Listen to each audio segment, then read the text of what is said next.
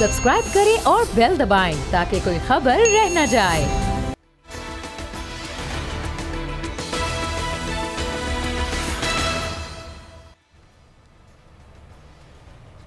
अस्सलाम वालेकुम, मैं हूं फैसल अजीज खान।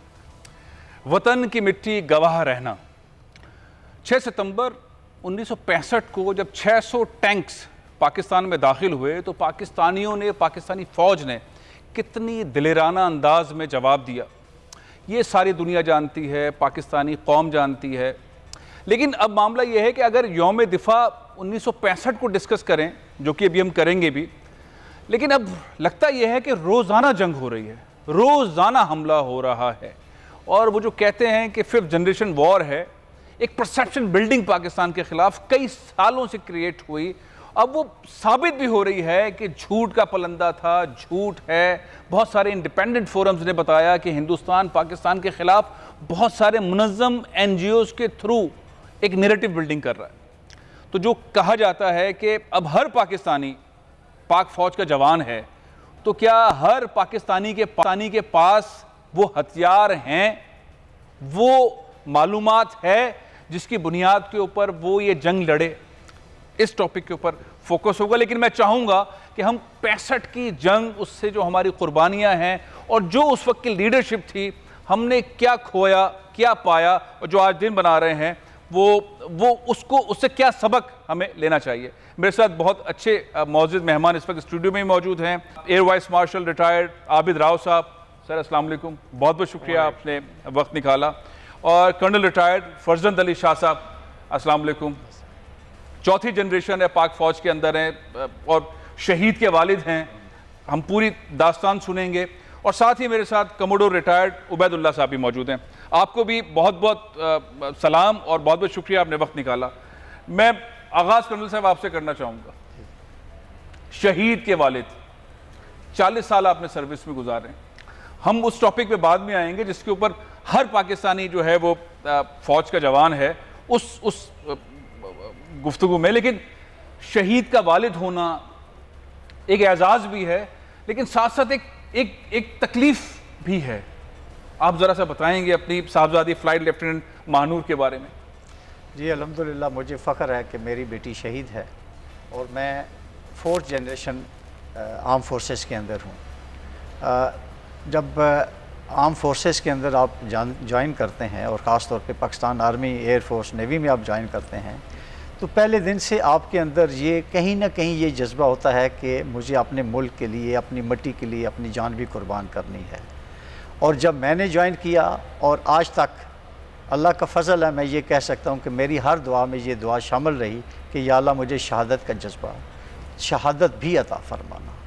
और जिस दिन मेरे बच्चों ने पाकिस्तान फोर्सेस ज्वाइन की, बेटी ने एयर फोर्स ज्वाइन की और बाद में बेटे ने पाकिस्तान नेवी ज्वाइन की, उस दिन भी मेरे दिल के अंदर कहीं ना कहीं ये बात मौजूद थी कि ये शहादत का लफ्ज़ मुझे हो सकता है सुनना पड़े और ये मेरे लिए एक एज़ाज़ की बात होगी कि मेरे बच्चों में से कोई भी है, शहादत अल्लाह ताला उसको नसीब करता है। तो ये चंद दिनों पहले की बात है कि जब फ़्लाइट लेफ्टिनेंट महानूर फरजंद अपनी ड्यूटी के दौरान, कोविड परफॉर्मेंस के दौरान उन्होंने अपनी जान कुर्बान की। और अल्हम्दुलिल्लाह आप मुझसे देख सकते हैं, मेरे चेहरे से देख सकते हैं कि मैं एक सेटिस्फाइड पेरेंट हूँ, मैं एक सेटिस्फाइड फादर हूँ, जो कि प्राउडली जो है वो अपनी कौम के सामने आज बैठा हुआ है कि मेरी बेटी ने अपने मुल्क के लिए जान कुर्बान की और जो फ़राइज़ उसको दिए गए थे वो उसने इंतहाई अहसन तरीके से सर अंजाम दिए। माशाल्लाह माशाल्लाह माशाल्लाह।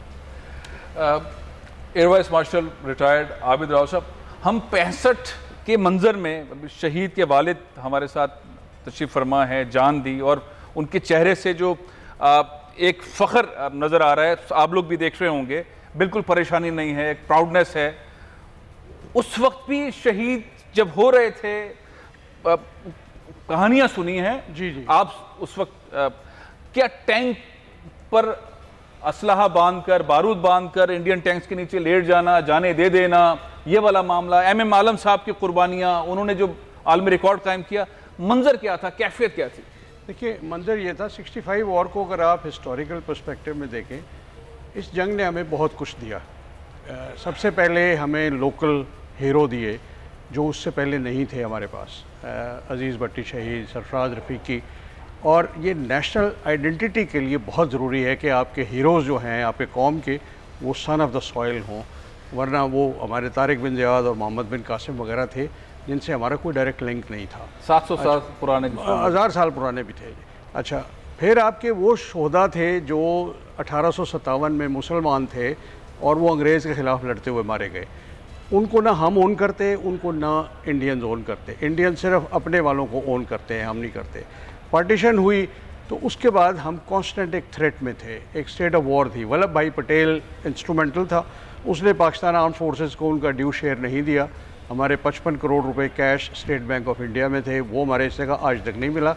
उसका मकसद ये था कि उसने कश्मीर पे जब वो फ़ौजें अपनी उतारी हैं, पाकिस्तान आर्म फोर्सेस उस वक्त उसका कोई रिएक्शन ना दे सकें, हम इतने कमज़ोर हों। जूनागढ़ पे इसी तरह कब्ज़ा हुआ। पाकिस्तान को इकनॉमिकली उसने कोलैप्स कराने की कोशिश की कि 6 महीने के अंदर अंदर ये कौम वापस हमें रिक्वेस्ट करेगी कि हमें ज्वाइन कर लो। हमने बहुत तगोदौ करके ये अपनी आर्म फोर्सेस को वेपन्स लेके दिए। उसमें हमने बहुत कुछ सुनना पड़ा। हम अमेरिकन कैंप में चले गए। इंडिया के लिए सब कुछ खुला था, उनके लिए ब्रिटिश, फ्रेंच और रशियन वेपन्स अवेलेबल थे। तो हम उसमें रहे और सन 47 से 65 तक हम पे ये टेंशन थी कि कल आर्म कॉन्फ्लिक्ट होगा तो हमारा क्या बनेगा। तो इस जंग ने जो नतीजा दिया उसमें सबसे बड़ा जो हौसला कौम को दिया, जिस पे आज भी हम जिंदा हैं, कि 3 गुना बड़ा दुश्मन भी हमें नहीं ज़ेर कर सकता। ये हमने हर मार्के में साबित किया है और इंडिया अब इस पे यकीन कर बैठा है कि पाकिस्तान के साथ नॉर्मल वॉर, कन्वेंशनल वॉर जिसे कहते हैं आप, उसमें वो जीत नहीं सकते। तो उसने प्रोपेगेंडा का सहारा लिया है।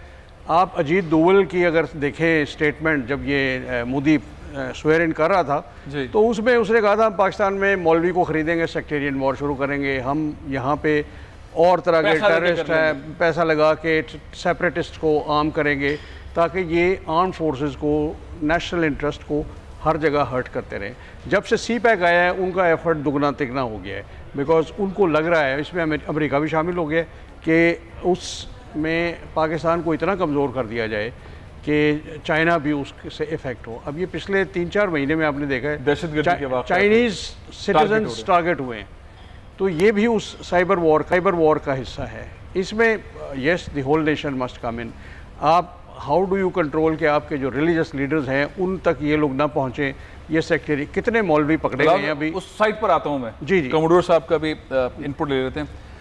सर, ये हम 65 की जंग को अगर एक आम नौजवान जो कि इस वक्त 14, 15, 16, 17, 18 साल का है, यानी कि 9th क्लास से लेके इंटर तक, अगर कमोडोर साहब उसको समझाएं कि 65 की जंग में क्या हुआ, पाकिस्तान नेवी ने क्या कुर्बानी दी, किस तरह पाकिस्तान नेवी जीती, किस तरह से एयरफोर्स ने काम किया, किस तरह से बर्री फौज ने, और किस तरह कौम खड़ी हुई, क्या कहेंगे आप, किस तरह नौजवानों को समझाया जाए?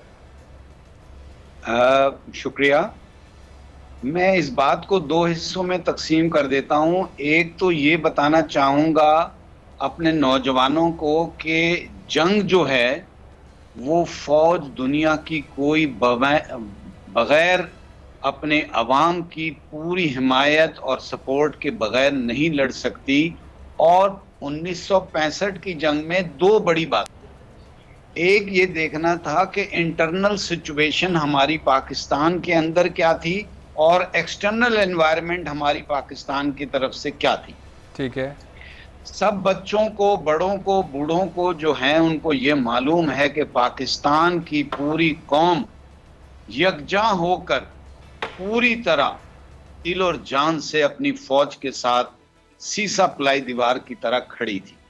यानी क्या शायर, क्या मौसीकार, क्या गुलूकार, क्या तालिब इल्म, क्या बूढ़ा, क्या जवान, शायरों ने क्या शायरी लिखी और उसको गुलकारों ने क्या मोती परोए कि आज तक वही नगमे जब गुनगुनाते हैं या सुनते हैं तो वही जज्बा, वही मौज़न करता है और लहू को गरमाता है। पूरी कौम मुत्तहिद थी।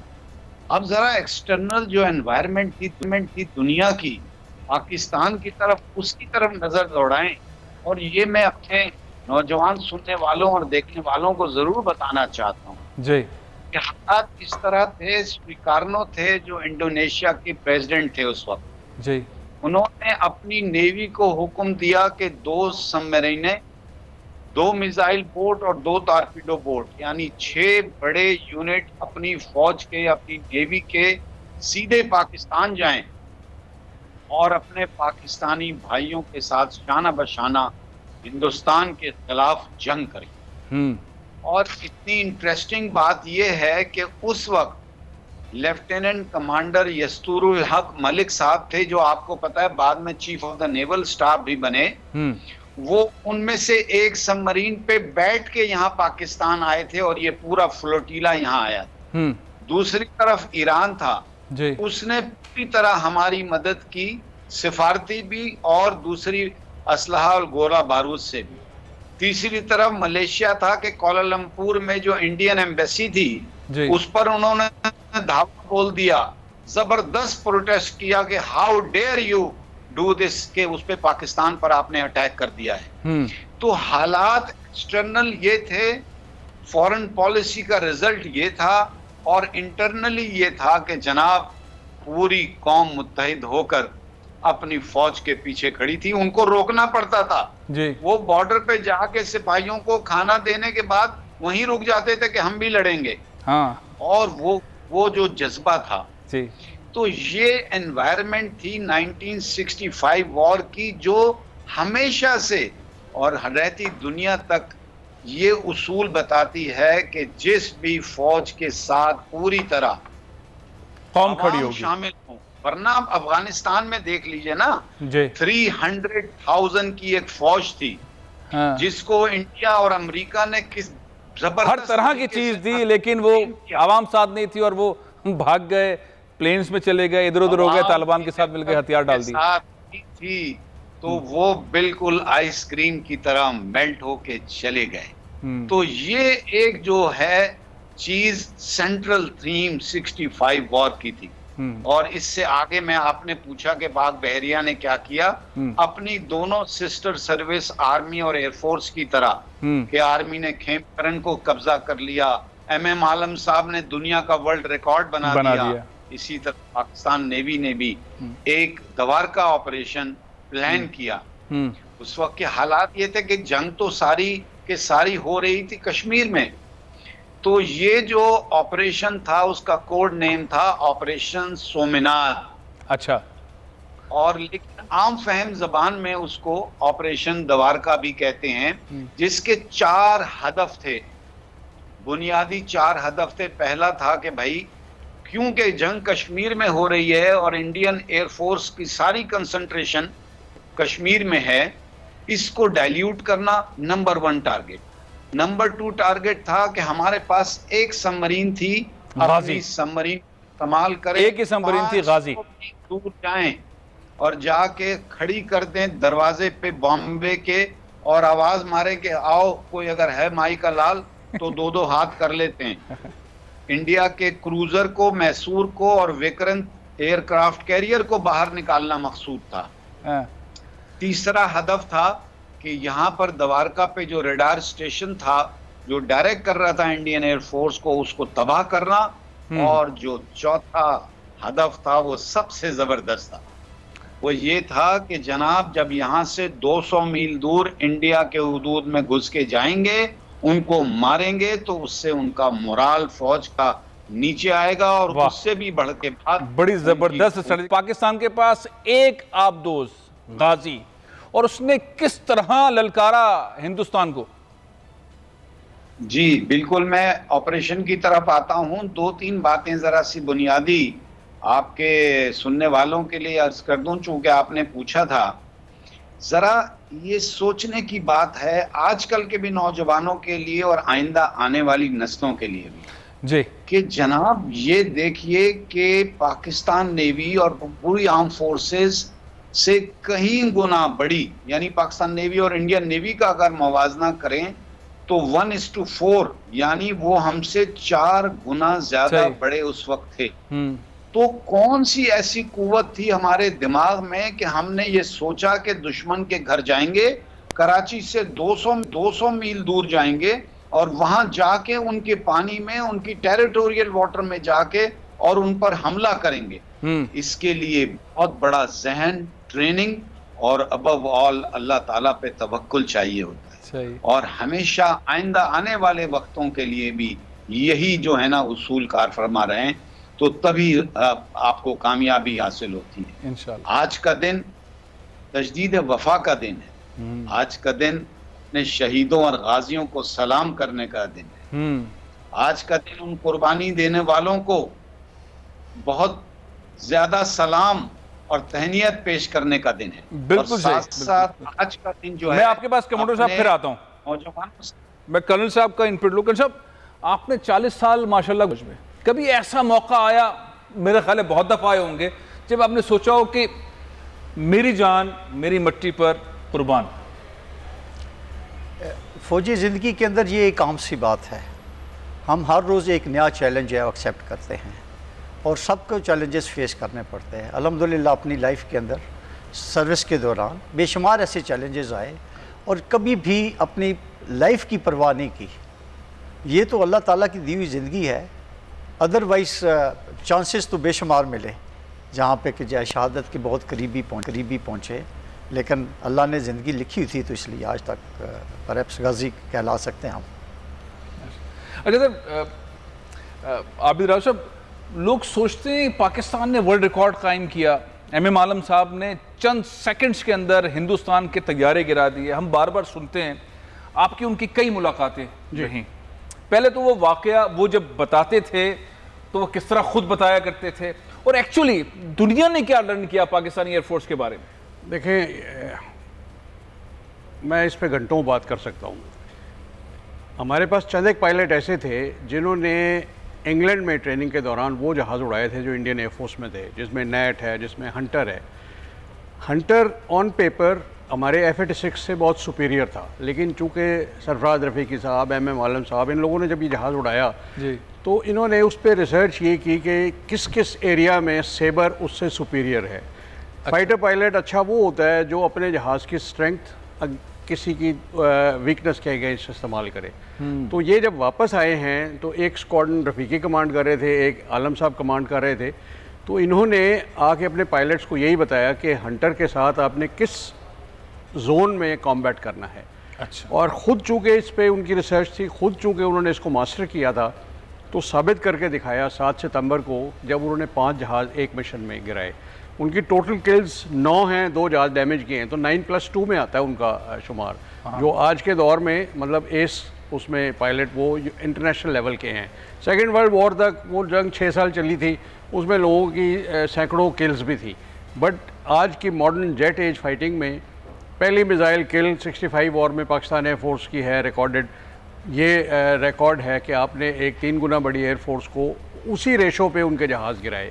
और इसका फ़ायदा मैं आपको ये बताता हूँ कि जब जंग ख़त्म हुई है तो हमारी आर्म्ड फोर्सेस की, और मैं एयरफोर्स की ख़ास तौर पे बात करूँगा, ऐसी अच्छी शोहरत बन गई थी दुनिया में कि सारे अरब कंट्रीज़ ने आपसे कहा हमारी एयरफोर्स बना दें आके। आपके पास स्वीडन आया कि हम आपको फ़ाइटर जेट की यहाँ एक प्लांट लगा देते हैं। उसमें काफ़ी बात एडवांस हुई, बिकॉज उनको अंदाज़ा था कि पाकिस्तान एयरफोर्स जो जहाज़ सेलेक्ट करेगी सारी मिडल ईस्ट वो जहाज़ खरीदेगी।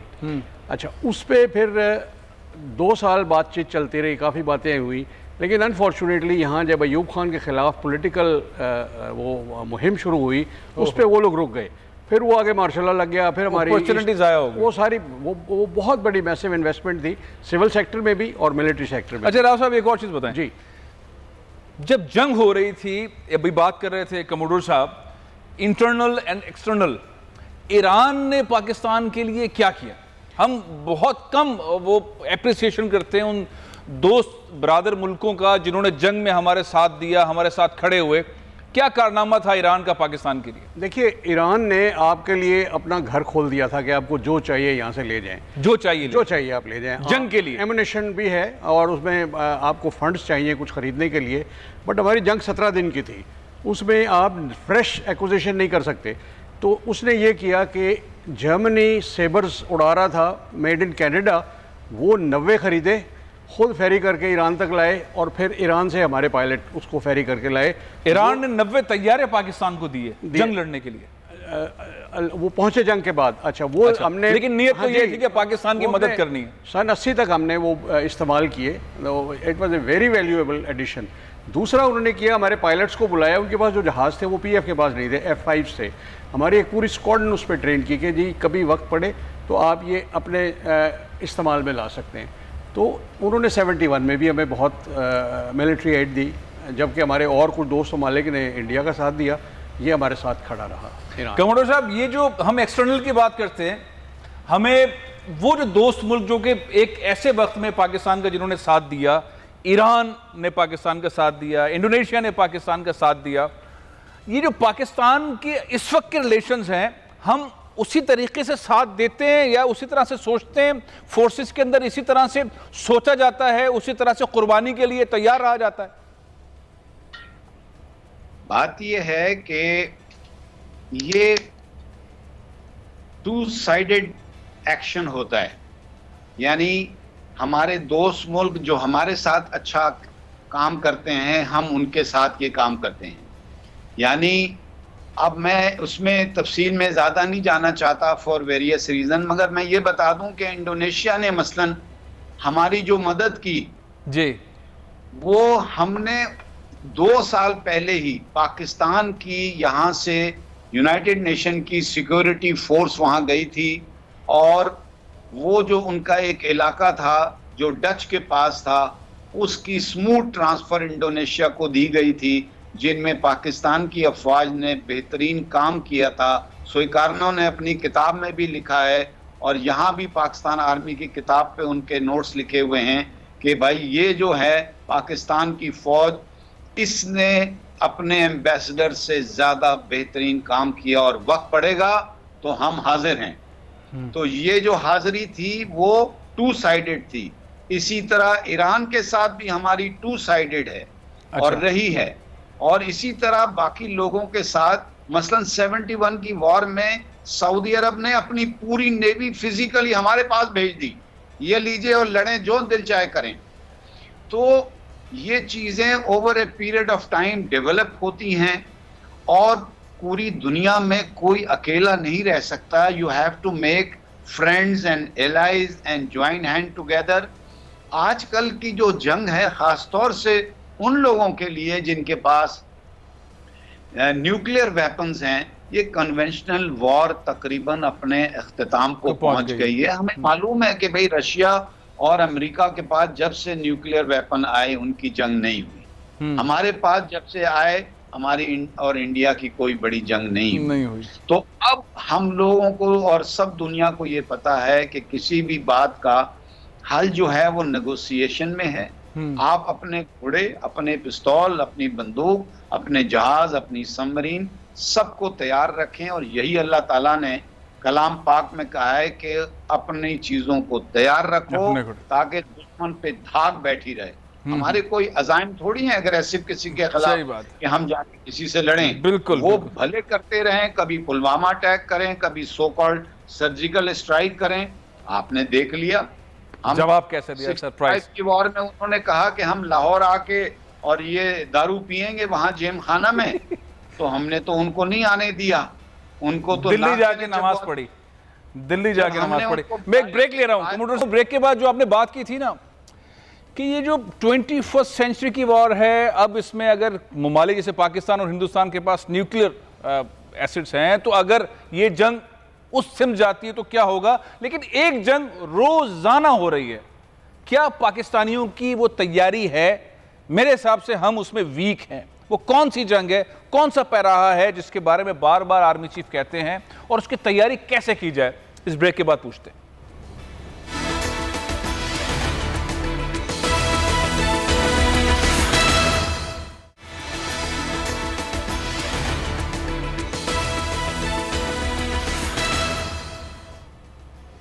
Welcome back. 21वीं सदी में जंग बदल गई है। पाकिस्तान पे अब रोजाना हमले होते हैं, रोजाना दिन में कई हमले होते हैं। अब आर्मी चीफ कहते हैं कि पाकिस्तान, हर पाकिस्तानी पाक फौज का जवान है। अब ये जो जंग है ये 5th जनरेशन वॉर है। हिंदुस्तान, उसका मीडिया, वहाँ के लोग बहुत जाली किस्म के एनजीओज बना के पाकिस्तान के परसेप्शन को बिगाड़ते हैं, पाकिस्तान के नैरेटिव को बिगाड़ते हैं, पाकिस्तान की कुर्बानियों को गलत बताते हैं। अब ये वाली जंग है जिसकी वजह से पाकिस्तान ने सारी दुनिया के अंदर पाकिस्तान पे कहा कि आप टेररिस्ट हैं, पाकिस्तानी दहशतगर्द है, पाकिस्तानी तालिबान है, और ये वॉर हम कई अरसे से लड़ रहे हैं। अब थोड़ी सी बेहतरी आई है, लेकिन अगर 22 करोड़ आवाम पाक फौज के सिपाहियों की तरह बिहेव करेगी तो उसे करना क्या होगा, ये आज का सबसे बड़ा सवाल है। आबिद राव साहब, क्या करना चाहिए पाकिस्तानियों को?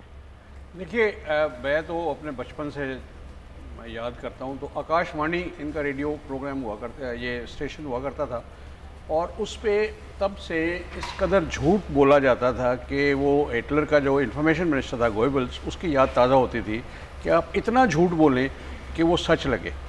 अच्छा, अजीत दोवल का भी यही है। अजीत दोवल अपना नहीं बल्कि ये अक्रॉस द बॉर्डर जाके ऑफेंसिव उसमें बिलीव करता है, इसने वॉर स्प्रेड कर दी है। वो पाकिस्तान की वल्नरेबिलिटीज़ क्या है, आपके पास सेपरेटिस्ट हैं, आपके पास सेक्टेरियन एक्टिविटी है, तो किसी एक को वो कर दे।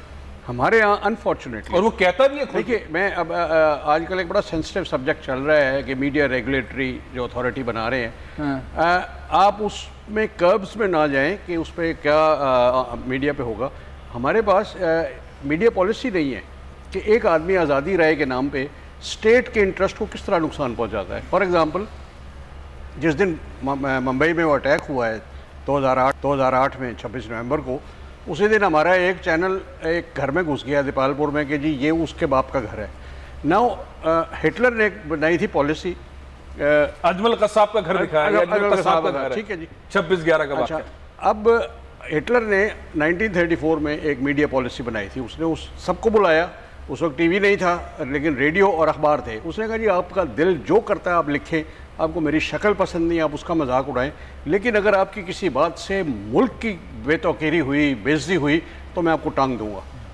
Now apply this today here. हमारे यहाँ तो लगे हुए बड़े बड़े चैनल्स लगे हुए, सच बोलने के नाम पे, चाहे आप सच बोल रहे हैं, आप ये नहीं देखते कि पाकिस्तान दुनिया भर में एम्बेरस होगा, पाकिस्तान दुनिया भर में जवाबदेह होगा, आप मुजरिम के कटहरे में खड़े होंगे और दुश्मन इससे कितना फ़ायदा उठाएगा। नेशनल इंटरेस्ट के अंदर ये चीज़ नहीं हो सकती। तो इसलिए एक रेगुलेटरी अथॉरिटी ऐसी जो आपके जर्नलिस्ट को ट्रेन करे, आपके जर्नलिस्ट को बताए नेशनल इंटरेस्ट क्या है, कहाँ किस मौजू पे, कश्मीर पे क्या आज़ादी है बोलने की, क्या नहीं है।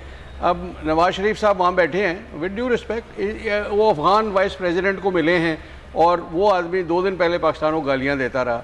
4 दिन पहले उन्होंने कहा दुनिया में 2 लीडर हैं, जो बाइडन है और नरेंद्र मोदी है। अब ये चीज़ें आप मीडिया पे जितना उछालेंगे, इससे सिर्फ दुश्मन को फ़ायदा होगा, इससे आपको कोई नहीं होगा। सो देयरफॉर एक तो मीडिया की जो है ना रेगुलेटरी अथॉरिटी ठीक रेगुलेटरी अथॉरिटी ना बनाने की ज़रूरत है, ऐसे प्रिंसिपल बनाने की ज़रूरत है। सारे मतलब वो समझे कि आप जो बोल रहे हैं इससे मुल्क की बेतौकीरी तो नहीं हो रही है, तो इसलिए ये सब के लिए ज़रूरी है। दूसरा, वॉर जर्नलिज्म एक होता है। हम 6 सितंबर के रेफरेंस से बात करें, हमें एक टीम ऐसी तैयार रखनी चाहिए जो टेक्निकल टर्म्स को समझे, हमारे वेपन्स की लिमिटेशन को समझे। आप CNN या और बहुत से देखें, गल्फ वॉर में दे हैव बीन कमेंटिंग कि आपने जो एम्प्लॉयमेंट स्ट्रेटजी की है वो ठीक है या गलत है, आप किस तरह करेंगे। नहीं, आपका सजेशन अच्छा है, लेकिन क्या ये हमारे ज़ाहिर इम्पोर्टेंट इदारे हैं वो इतना चाहेंगे कि जर्नलिज्म को ये इन्फॉर्मेशन जर्नलिस्टों को शेयर करें, मीडिया हाउसेस को शेयर करें, टेक्निकल चीज़ों को शेयर करें? आई थिंक जो इदारे कॉन्फिडेंट हैं अपनी अप्रोच के कि we are open to any suggestion. या तो मैं डरता हूँ कि मैंने जो पॉलिसी बनाई है इस पर मैं कोई क्रिटिसिज्म नहीं चाहता कि कोई जहाज़ की ख़रीदारी है, कोई ट्रेनिंग हमारी डॉक्ट्रिन है, उस पर if I want I can have suggestion from the professionals. अच्छी इन्फॉर्मेशन होगी तो फिर अच्छा फिफ्थ जनरेशन के अंदर। कौन साहब, ये जो 5th जनरेशन वॉर है, हम सुनते हैं, अब तो लोगों को समझ आने लगी है और लोग चाहते हैं कि हमें सही इन्फॉर्मेशन मिले तो हम ऐसे की तैसी कर दें इंडियन मीडिया की जो सोशल मीडिया के ऊपर जो कैंपेन चल रही होती है उसकी। क्या आपके जहन में तरीका है, क्या किया जाए? ये 65 की वॉर, 71 की वॉर, पाकिस्तान का बनना, कुर्बानियाँ, हमारे शोधा, नई जनरेशन के पास ऐसा क्या मवाद हो, ऐसी क्या चीज़ें हों जिससे वो इंडियंस को सही प्रॉपर जवाब दे सके? मेरा ख्याल है इसमें सबसे इम्पॉर्टेंट चीज़ ये है हमारा नॉलेज। जब तक कि हमें अपनी पाकिस्तान की हिस्ट्री मालूम नहीं होगी, हमें अपने वॉर हिस्ट्री का पता नहीं होगा और तमाम पर्सपेक्टिव का सही तरीके से नहीं पता होगा, मेरा ख्याल है हम बेहतर एनालिसिस नहीं कर सकेंगे। पहली चीज़ है नॉलेज। दूसरी चीज़ है कि उस नॉलेज को हम बेहतर तरीके से अपनी कौम तक पहुँचाएँ कि जो चीज़ें इम्पॉर्टेंट हैं, नेशनल इंटरेस्ट में हैं, वो चीज़ें हमें हाईलाइट करनी चाहिए through media, through different sources, ताकि हमारे कौम को सही पॉइंट ऑफ व्यू का पता चले। क्योंकि जब अदर फोर्सेस से, अदर सोर्स के ज़रिए से जब उसको इन्फॉर्मेशन मिलेगी जो कि परहैप्स स्केची होगी या प्रोपेगेंडा होगा, तो एक आम जहन जो कि इस चीज़ को सही मायनों में एनालाइज नहीं कर सकता, वो उसको सच समझेगा और उसमें हमारी अपनी एफिलिएशन भी अफेक्ट करती है। तो सबसे पहले जो है ना, हमें सही प्रोस्पेक्टिव पॉइंट ऑफ व्यू से जो है ना, वो हमें बात को आगे लेके चलना चाहिए कि बात को अच्छे तरीके से समझें, सही बात को समझें और फिर हम जो है उसको बात फैलाएं। फिर सुनी सुनाई बात को अपना फ़र्ज समझ के लोगों तक पहुंचाना, वो भी ये गलत है। एक ज़िम्मेदार शहरी की तरह हमें हर चीज़ को गौर से सुनना चाहिए, समझना चाहिए और फिर हम अगर मुनासिब समझें तो किसी से डिस्कस करके, किसी से गाइडेंस लेके इंफॉर्मेशन जो है वो प्रॉपर उस मतलब नॉलेज। कमांडर साहब, 5th जनरेशन वॉर यूथ के लिए क्या मैसेज होगी? हम पे हमले तो रोजाना हैं, इंडियन टीवी चैनल्स के थ्रू भी हैं, सोशल मीडिया पर भी हैं, फिल्मों के जरिए हैं, गानों के जरिए हैं। इतनी बमबारी है पाकिस्तान के ऊपर इंडियन झूठे नैरेटिव की कि यंग बच्चा समझता है ये ठीक कह रहे हैं, ऐसा ही है। कमांडर साहब, मैं जी पूरी तरह से AVM आबिद साहब से और कर्नल शाह साहब से मुत्तफिक हूँ। उन्होंने दरिया को कूजे में बंद कर दिया है, हर वो पहलू जो होना चाहिए था वो बता दिया है। मैं इसी तरह से 2 बातें ऐड कर दूं उनसे एग्री करते हुए। प्लीज। नंबर 1 कि आज का नौजवान जो है वो 65 के नौजवान से 10 गुना ज्यादा समझदार है। उसके पास टूल्स बेहतरीन अवेलेबल हैं। उसको दुनिया जो है सिर्फ एक मोबाइल फोन पर अवेलेबल है और वो इन बातों में से मोर देन 90% सही बात निकाल लेता है और कोई चीज आप छुपा नहीं सकते। डिसइंफॉर्मेशन भी एक वक्त आता है कोलैप्स कर जाती है। झूठ जो है वो छुपा नहीं रहता। डिसइंफॉर्मेशन जो यूरोप में थी इंडिया की और इतने सारे उनके आफ्टर ऑल वो डिस्कवर हुए, पूरी दुनिया ने देखे। उसके बाद बॉम्बे पे जो अटैक हुआ होटल पे, ताजमहल पे, उस पर जर्मन ने किताब लिख दी कि ये तो उन्होंने खुद कराया है। 26/11 वाला हमला जी। जनाब जो समझौता एक्सप्रेस थी उन्होंने खुद करवाया। सर्विंग कर्नल ने वो काम किया। पुलवामा पे जो अटैक हुआ वो मोदी ने अपने इलेक्शन के लिए अपने आदमी 50 मरवा दिए। क्या ये बातें ढकी छुपी रही? नहीं रही। जो कसाब के घर वहां गए वो उसका घर नहीं था। तो मेरा कहने का मतलब ये है कि वो सारी बातें या रिकमेंडेशन जो उन दोनों ने दी हैं एग्री करता हूं, मगर उसके साथ साथ ये भी कहना चाहता हूं it is very difficult to hide the facts. आप डिसइंफॉर्मेशन पूरी कर लें लेकिन उसके बावजूद ये चीज छुप नहीं सकती। आज का नौजवान बेहतरीन समझदार और बाशऊर है और इन बातों के दरमियान से फिल्टर करके अपनी मर्जी की बात निकाल लेता है। जहां ऑर्गेनाइजेशनल सेटअप पाकिस्तान में हो, किस लेवल पे हो, मेरी जाती राय में, नाचीज राय में, बेहतरीन काउंटर इस चीज को ऑफसेट करने के लिए सिस्टम भी मौजूद है और उस पर एक्शन भी हो रहा है। अच्छा, जबरदस्त। कर्नल साहब, एक छोटी सी चीज जो भी जहन में आई, हम 6 सितंबर को, 7 सितंबर को, 8 सितंबर को, ये 3-4 डेज जो बनाते हैं सारे फोर्सेस के, यौम दिफा बनाते हैं, एयरफोर्स डे बनाते हैं, नेवी डे बनाते हैं, हम जहनों के अंदर पूरी कौम के पास ज़्यादा नैरेटिव आ रहा होता है, बहुत ज़्यादा नगमे आ रहे होते हैं, वो चीज़ें याद हो रही होती हैं, हमारे बुजुर्ग सोच रहे होते हैं, वो कहानी बता रहे होते हैं, ये ऐसा हुआ था, इस तरह शहीद हुए, इस तरह से जंग लड़ी गई, हमने ऐसे नगमे सुने, रेडियो ये कह रहा था, और एक नैरेटिव हमारे जो बुजुर्ग हैं उनमें जान आ जाती है और वो सारी बातें बता रहे होते हैं। आपकी साहबजादी शहीद हुई फ्लाइट लेफ्टिनेंट महानूर, आपके चेहरे के ऊपर एक प्राउड है। मैं उसको रिलेट करना चाहता हूं। जब उस वक्त के लोग थे उस जंग में, हो चुके मीडिया के ऊपर पीटीवी के तराने और ऐसे नगमे और ये बार बार चल भी रहे हैं, पता भी चल रहा है, आईएसपीआर के और बहुत सारे ऐसे नगमे वो हैं, लेकिन वो जब आपकी साहबजादी, उनसे आपकी आखिरी गुफ्तगू, आपकी बातचीत, आपने उनकी तरबियत की, अपने साहबजादे की, वो इस वक्त नेवी में काम कर रहे हैं, क्या ऐसी मोटिवेशन, कौन सी ऐसी चीज़ें होती हैं जो बच्चे को बताई जाती है और बच्चा इस चीज़ के लिए तैयार होता है कि मैं पाकिस्तान आर्मी में, पाकिस्तान एयरफोर्स में, पाकिस्तान नेवी में जाऊंगा या जाऊंगी और मेरी जान हाजिर? ये क्या चीज़ें थी, क्या सिखाई आपने और आपकी आखिरी गुफ्तगू क्या होती साहबजादी से? मेरा ख्याल है जो घर की तरबियत होती है वो बुनियादी हैसियत रखती है। तो अल्हम्दुलिल्लाह हमारे घर में क्योंकि बड़े मिलिट्री एनवायरनमेंट्स हैं, तो ये मोटिवेशन उनको जो है ना वो ब्लड में मिली है। प्लस अगर हम एज ए नेशन देखें तो अल्लाह का फजल है कि हमारे यहाँ मोटिवेशन हर रोज़ आपको मिल रही होती है, through media, through different sources. जिस तरीके से हमारी आर्म फोर्सेस डेली कुर्बानियाँ दे रही है, तो मेरा ख्याल है ये तमाम यंगस्टर्स के लिए जो है ना वो एक मोटिवेशन का ज़रिया बनती है। और अल्हम्दुलिल्लाह वही जज्बा मेरे अंदर भी था, मेरे बच्चों में भी था, और परहैप्स पहले भी था, और इंशाल्लाह आइंदा भी ये कायम रहेगा।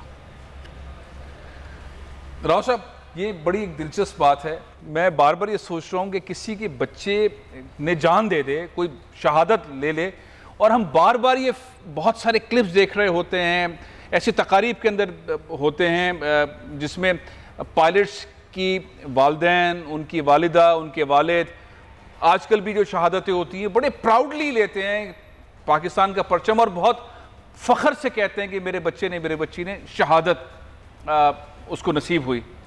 आपकी सर्विस के दौरान भी ऐसे वाक़यात हुए होंगे? बहुत हुए। क्या ये ताकत आती है, ताकत ये क्या है? तो जान चली गई बच्चे की और इतने फ़ख्र के साथ बैठे हुए हैं फरजन साहब, ये कहाँ से आती है ऐसी ताकत? देखिए, इसमें आपकी ट्रेनिंग डॉक्ट्रिन है। इन्होंने घर के माहौल की बात की, वहाँ से आप स्टार्ट करते हैं, फिर सर्विस आपको ट्रेन करती है, और वो कॉज की नोबिलिटी आपके यहाँ रोज़ ग्रिल की जाती है दिमाग में। एयरफोर्स का मैं आपको बता सकता हूँ कि आपके लिए सबसे बड़ी मोटिवेशन ये है कि ये जंग हारना हम अफोर्ड नहीं कर सकते, क्योंकि यही फोर्सेस जो हैं दुश्मन और हमारी ख़वातीन, माँ, बहन, बेटी, बीवी, इनके दरमियान हायल हैं। इसलिए आपने जान देनी है ताकि उसको जितना दूर रखा जा सके, दुश्मन के लिए जंग जितनी महंगी की जा सके वो आप करें, ताकि वो अफोर्डेबल ना रहे उसके लिए।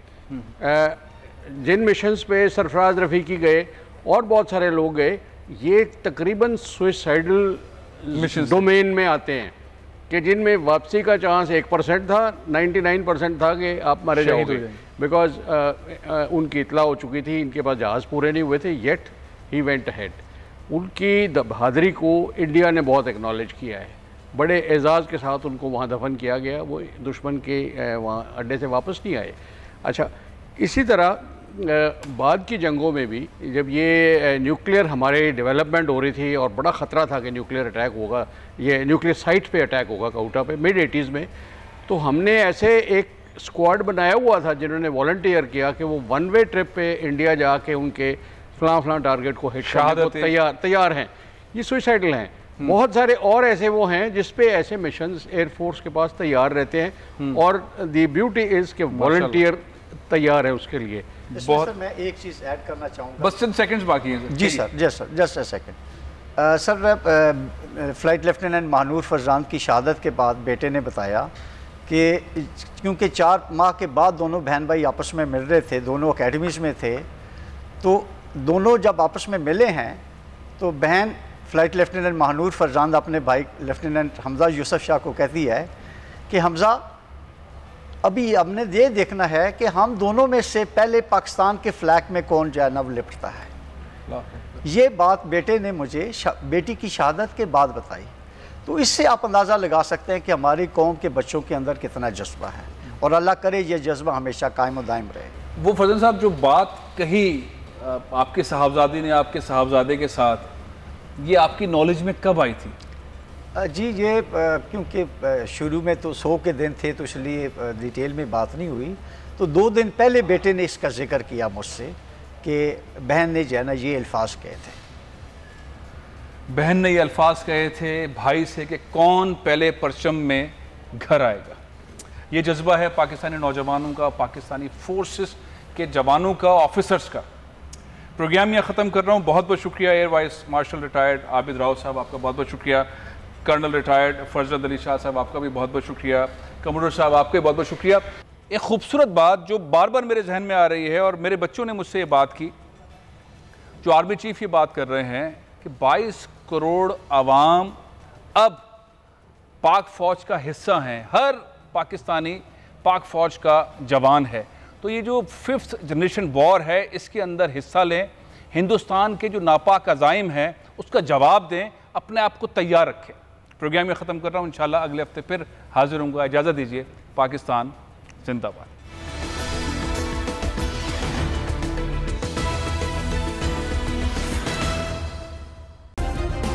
सब्सक्राइब करें और बेल दबाएं ताकि कोई खबर रह न जाए।